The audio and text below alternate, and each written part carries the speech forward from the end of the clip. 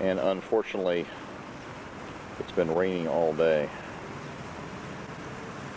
Very beautiful here yesterday, but on Saturday not so nice. You can see the harbor. This is a entertainment area. Some tall ships, and then a modern passenger ship in the background. An ancient fort on the hill. Guidebook says this goes back about 700 years. A better close-up of some of these very old sailing ships. Very cold here today. It's in the 60s. I had to buy a sweatshirt just to walk around. On the other side of the harbor is a entertainment area. These buildings that you see are on the first floors restaurants and shopping. The upper floors are offices. This was just mobbed last night with people. Many of these ships that you see are also restaurant ships. Which language is she going to talk? Norwegian, of course. You're in Norway. I think you do understand so much Norwegian, right? Welcome to Oslo and the sightseeing with HMK. Our bus driver is called Trond-Ivar and my name is Anna. We are very pleased to be with you and to share about our charming city of Oslo. Oslo, by the way, the sunniest capital in all Scandinavia with 144 days with sunshine. But even in Norway, the year has 365 days, so there are few days left where the sun is hiding behind the clouds. But we try to smile the sun out of the sky. Herzlich willkommen in Oslo und der Stadtrundfahrt mit HMK. Unser Busfahrer ist Concert Hall in Oslo, inaugurated in 1977. Rechts ein etwas modernes Gebäude, das Oslo Konzerthaus. 1977, a building. This used to be a train station. Today we have there the Norway Information Office. Gleich rechts ein gelbes Gebäude. Heute haben wir dort das Touristeninformationskontor. Früher war das ein Bahnhof. And to the right, a small harbor and a big cruise ship is in today. Rechts ein kleiner Hafen und ein großes Kreuzfahrtschiff heute zu Besuch. We have this year in fact 135 calls of port here in Oslo. Dieses Jahr haben wir 135 Gate. Stuting, the Norwegian word for parliament, and Gate means this street, and in front of the bus the Houses of Parliament. We have a minority government in Norway with our Prime Minister Kjell Magne Bondevik from the Christian Democratic Party. Since 1884 we have parliaments in Norway, and already in 1913 the women got the right to vote. Hier rechts dann gleich das norwegische Parlament, Stuting auf Norwegisch. Wir haben eine mit Oslo to do some ice skating there. Then we have a little ice skating ring instead of the fountain. Und links unser kleiner Stadtpark, den wir Studentengärten nennen. Im Winter ist dort eine kleine Schlittschuhbahn. And in front of the bus now, it means the king is not present. The royal family near the palace, they live at Skaugum. It's about 25 minutes west of Oslo. But they say that the royal family is going to move into the palace in 1999. And to the right, you're every the 10th of December in the big festival of the city of Oslo. And the Nobel Prize for Peace is now 7.5 million Swedish crowns. Der Schwede Alfred Nobel bestimmt in seinem Testament, dass der Friedensnobelpreis in Norwegen. Now we are passing by an urban district called Frogner. Here we have many nice big apartments.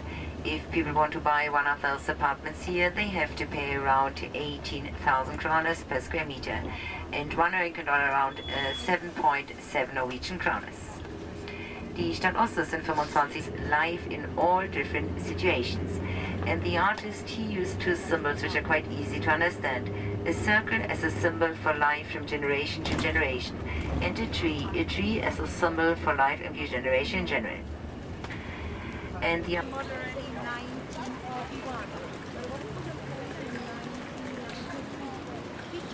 after the death of the artist, they say that the park is finished in order to his ideas.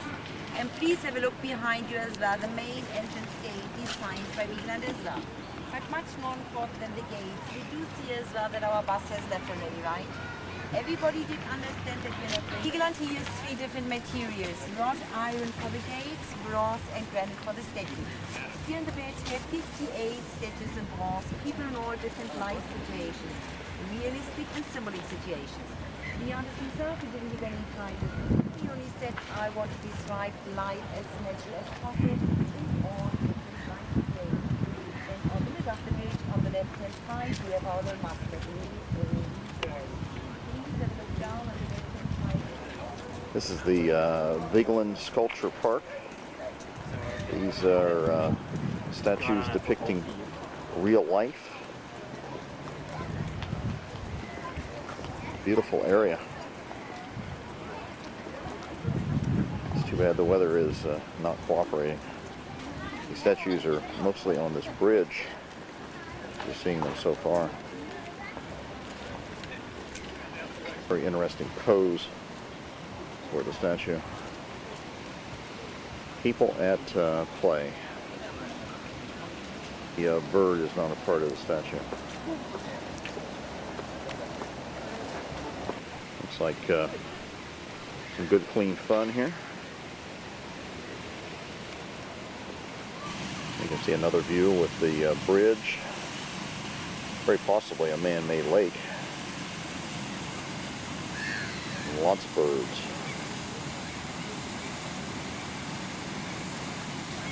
These are some of the gardens in front of the, looks like some sort of fountain. And I heard there was some sort of rock concert tonight. I guess what the crane is all about. This is that fountain. Very large fountain. People are holding up the top of the fountain. These smaller statues depict a circle of life. You can see there are trees, branches with children playing in the trees. And the idea of the water is that you cannot have life without the water.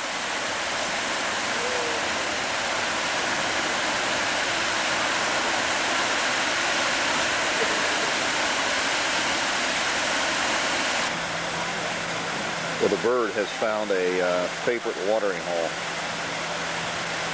The top of the fountain.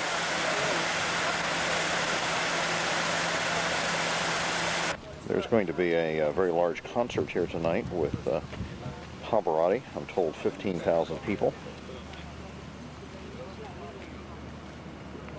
There's the stage. It's also part of the sculpture area. Well, this is the Holmenkollen, famous ski jump. 110-meter jump. But this is on a very high hill here in Oslo, and you really get a very, very nice view of the city, the ocean coming in.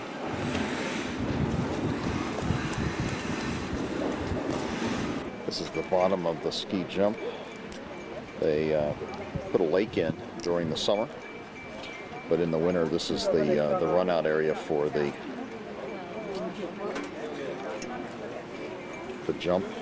jumpers. There's a concert here tonight. It's going to be a very wet concert. See the not really a lake, it's the ocean coming up into Oslo. Another view of the ski jump.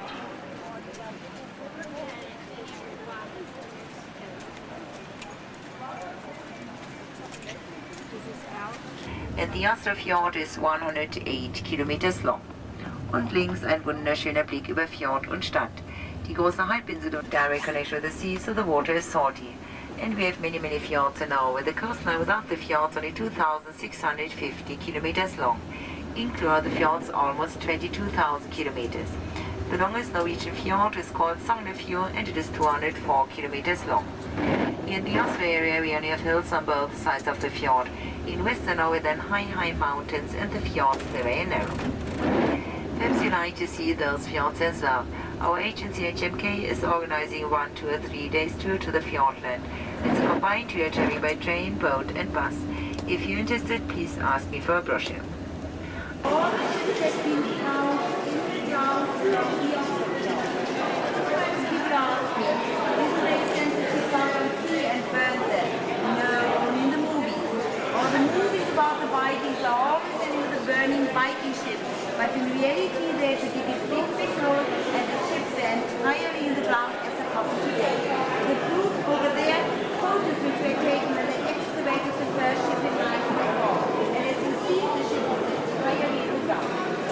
The only ship which is very nicely decorated is also electric with breathing animals. No plants, only animals. And always the head of one of the ship is the same as the other one. They say that each ship belongs to the queen of Roosevelt. On top of the ship they found the bones of 2 women, and they say it was the queen or a slave who had been buried on the ship. The slave was obliged to follow her queen into death, and all the gentlemen would not be lined up together to accept her ship. Placed for 15 rows on each side, or they use big square sails up to 100 square meters big. And when we are now walking behind the first ship heading at the house, they said that this one had been used out on the open sea.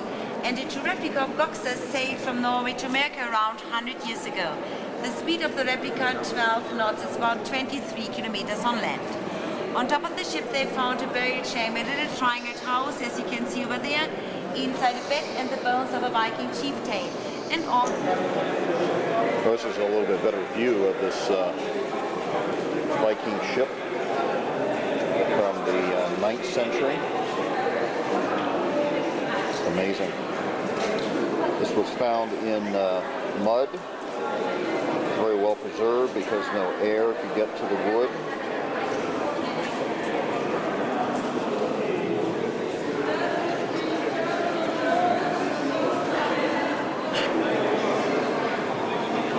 See some of the construction.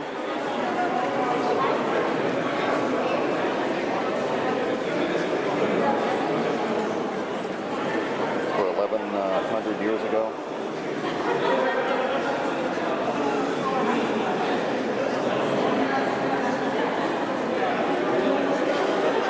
We're talking about these are all sails.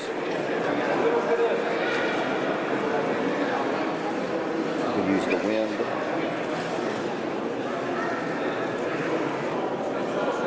This was the third ship in the museum. This one not nearly in such good condition, but it's interesting. You can see the actual construction method. They were saying that the planks were held together by nails and by ropes. So the Vikings had metal working technology.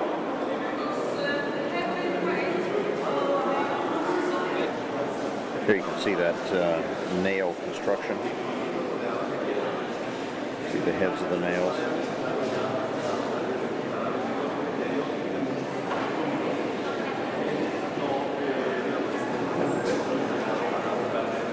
And the very interesting ornate design. So it was not only functional, it was as much artistic.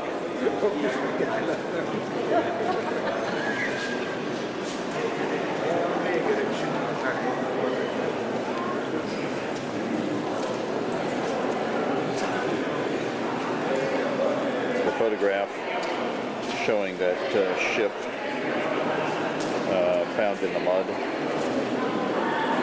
part of the archaeological process from the turn of this century. The pioneer of the polar expeditions. He was very important in politics as well. After the dissolution from Sweden in 1905, he was asked if he wanted to become president of Norway. Excuse me, please. He had accepted we wouldn't have our King Harald today, but he wanted to continue with polar expeditions. But then he had been the first ambassador in London, and in 1922 he did get the Nobel Prize for Peace. And his famous polar vessel, Fram. A huge wooden ship, They use more than 250 cubic meter wood, and the polar vessel Fram is the strongest wooden ship in the world, this ship which had been furthest in the north and furthest in the south. On this side there are photos concerning the 3 expeditions with the polar vessel Fram. On the other side, other expeditions made by Armitage, more scientific ones. For example, he flew over the North Pole in 1926 with his airship Norway, and unfortunately in 1928 he died when he tried to rescue the Italian nobleman.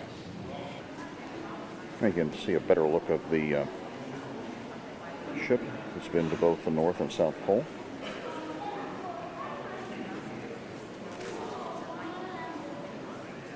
The guide was saying that some sections of the ship, the wood is 1 meter, 1 yard thick to take the ice pressure.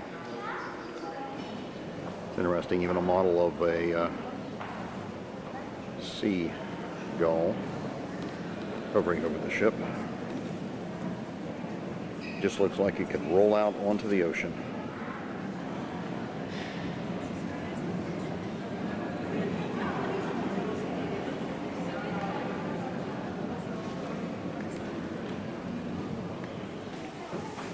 This is the interior of the ship, at least the first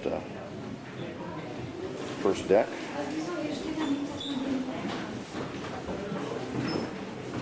Most important kitchen. Auxiliary power engines.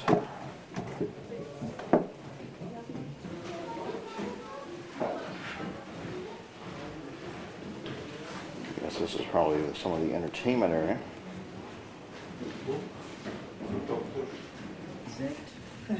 This must be sick bay here.